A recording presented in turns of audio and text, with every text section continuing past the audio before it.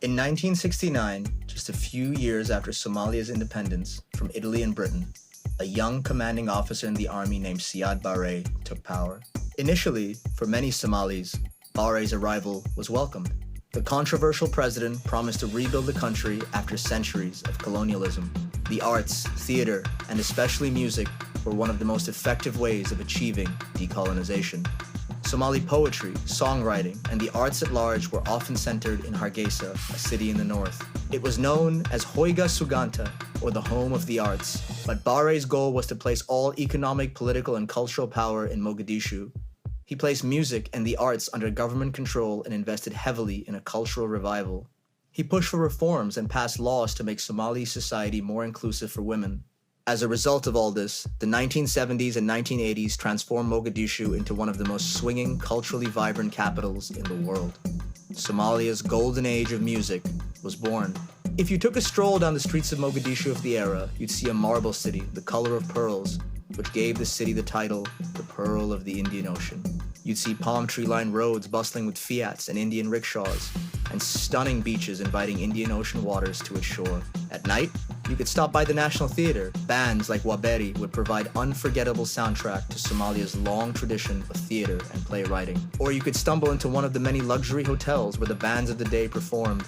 The Al Aruba Hotel, the Jazeera Hotel, the Juba Hotel. At any of these, you could hear the full spectrum of Somali sounds. Legendary composer Ahmed Naji would perform traditional Banadiri music with his adored singer Fadu Mokasim and the woman considered to be the best dancer at the time, famous Sheikh Dair. Sherero Band would play a bit of raucous horn-driven funk and soul. Ifteen Band with singers like Mahmoud Abdallah, Jerry Hussein, and the revered Abdullahi Zulfa would serenade crowds with haunting Somali vocals and cosmic synthesizers. This was a youthful era.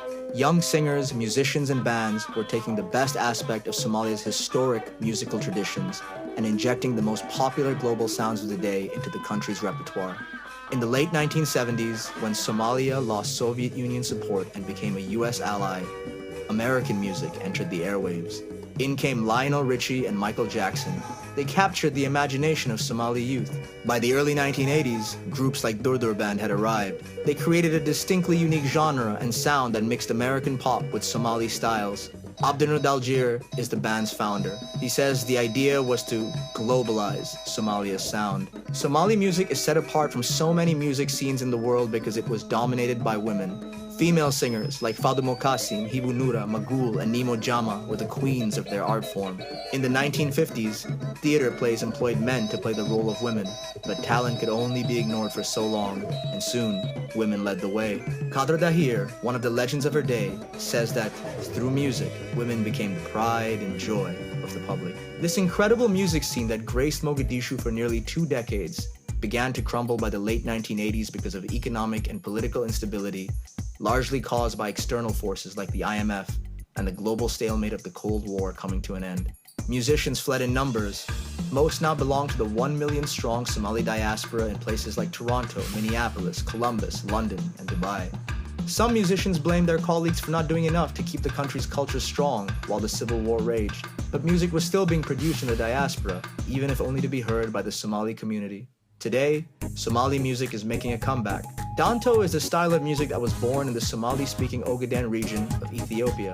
That style is still loved by Somalis worldwide, and modern young singers in Hargeisa, Mogadishu, and the diaspora are taking a page from their predecessor's book. They're mixing the styles of today, mainly hip-hop and electronic music, with the rhythms and scales of Danto. As the country enters its recovery from almost 30 years of civil war, music will undoubtedly be one of the first areas of revival and reconstruction. It remains the truest expression